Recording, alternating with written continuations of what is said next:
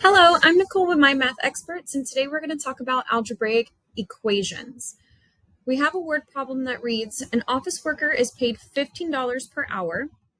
If they received a one-time sign-on bonus of $80, how long will it take them to make a total of $500?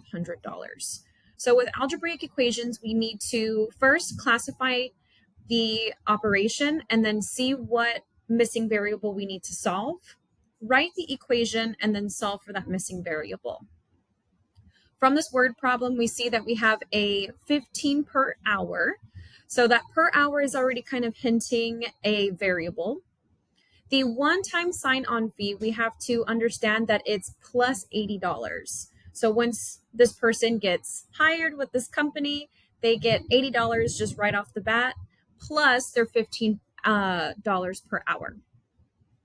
Their goal is to make a total of $500, so total, hence an equal sign of $500. So in the question it says, how long will it take? So we know that our missing variable is hinted to us by our how long, and that's variable is going to be represented by X to represent hours. How many hours does this person need to work at $15 per hour plus the $80 that they first got signed on to, and a total to make a total of $500.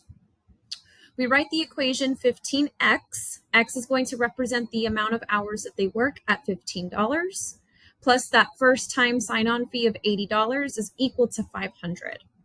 Using inverse operations, we subtract 80 to both sides.